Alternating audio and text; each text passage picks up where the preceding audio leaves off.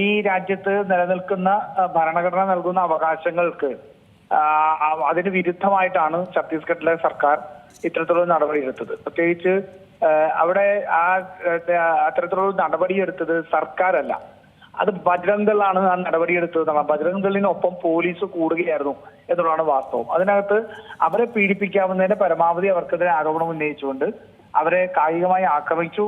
അതുകൂടാതെ അവരെ ജയിലിലടച്ചു. അവർക്കെതിരെ മനുഷ്യക്കടത്ത് ആരോപണം കൊണ്ടുവന്നു, ദേശവിരുദ്ധത കൊണ്ടുവന്നു. അങ്ങനെയാണല്ലോ NIA കോടതിയിലേക്ക് പോകുന്നത്. അപ്പൊ അത്രമാത്രം വലിയ ഒരു പീഡനം അവർക്കെതിരെ ഉണ്ടായത്. അതിനെതിരെയാണ് കേരളത്തിന്റെയും മാത്രമല്ല രാജ്യത്തിന്റെ തന്നെ പല ഭാഗങ്ങളിലും അതിനെ സംബന്ധിച്ച് പ്രതിഷേധം ഉണ്ടായതും ഉണ്ട്. മതസ്വാതന്ത്ര്യവും അല്ലെങ്കിൽ മതന്യൂനപക്ഷങ്ങളെ ഇല്ലായ്മ ചെയ്യാൻ വേണ്ടിയിട്ട് നടക്കുന്ന ശ്രമങ്ങളെ ഏറ്റവും ശക്തമായിട്ട് എതിർക്കേണ്ടത് തന്നെയുണ്ട്. ഇന്നിപ്പോ അവർക്ക് രണ്ടുപേർക്ക് ജാമ്യം ലഭിച്ചതിൽ ഒട്ടേറെ സന്തോഷമുണ്ട്. പക്ഷെ അത് ഈ ഗവൺമെന്റിന് മറ്റു മാർഗങ്ങളില്ലാതെ നടത്തിയതാണ്. ഇപ്പൊ ഇന്നലെ തന്നെ നമുക്കറിയാം, ആ കന്യാസ്ത്രീമാരുടെ വക്കീൽ പറയുന്നുണ്ടായിരുന്നു പ്രോസിക്യൂഷൻ ജാമ്യത്തെ എതിർത്തിരുന്നു. പ്രധാനമന്ത്രിയും ആഭ്യന്തരമന്ത്രിയും ഉൾപ്പെടെ കേരളത്തിലെ MP-മാർക്ക് ഉറപ്പ് നൽകിയിട്ട് പോലും അതിന് വിരുദ്ധമായ നിലപാടെടുക്കുന്ന ഒരു സമീപനം ഛത്തീസ്ഗഡിന്റെ ഗവൺമെന്റിന്റെ ഭാഗത്തു നിന്നുണ്ടായി.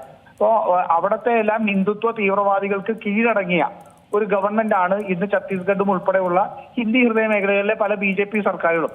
അവിടെ നീതി നടപ്പാക്കുന്നത്, നീതിയല്ല, അവിടെ ഈ നീതി നിർവഹണം എന്ന് പറഞ്ഞ് നടപ്പാക്കുന്നത് ഇന്ന് ഈ ഹിന്ദുത്വ തീവ്രവാദികളായി മാറിക്കൊണ്ടിരിക്കുക.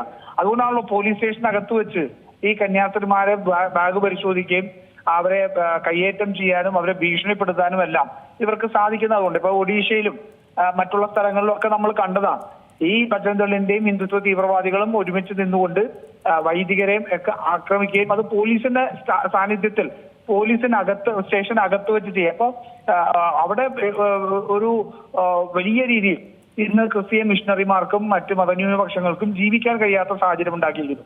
അതിന്റെ ഏറ്റവും ഒടുവിലത്തെ ഉദാഹരണമാണ്. നമുക്കറിയാം, കഴിഞ്ഞ വർഷം 834 കേസുകളാണ് ഈ ക്രൈസ്തവ സഭയ്ക്കെതിരെ വൈദികർക്കെതിരെ നടന്ന ആക്രമണം ഉണ്ട്. അപ്പൊ നിരന്തരമായി ആ മതന്യൂനപക്ഷങ്ങളെ ഇല്ലായ്മ ചെയ്യാനുള്ള സംഘടിതമായ ശ്രമം നടന്നുകൊണ്ടിരിക്കുക.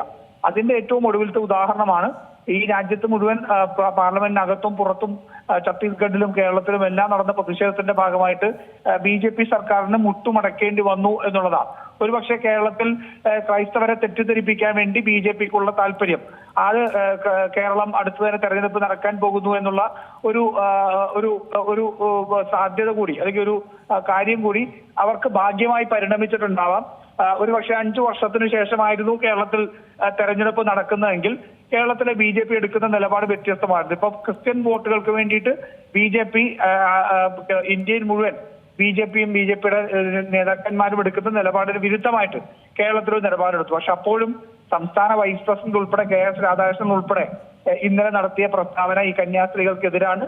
സംഘപരിവാറിന്റെ നേതാക്കന്മാർ, സംഘടനകൾ നടത്തുന്ന പ്രസ്താവനകളെല്ലാം ഈ വിഷയത്തിൽ ഛത്തീസ്ഗഡ് സർക്കാരിനൊപ്പം നിൽക്കുന്നതാണ്. അപ്പോൾ വലിയൊരു ഇരട്ടത്താപ്പ് BJPയുടെ തുറന്നു കാണിക്കപ്പെട്ടിട്ടുണ്ട്.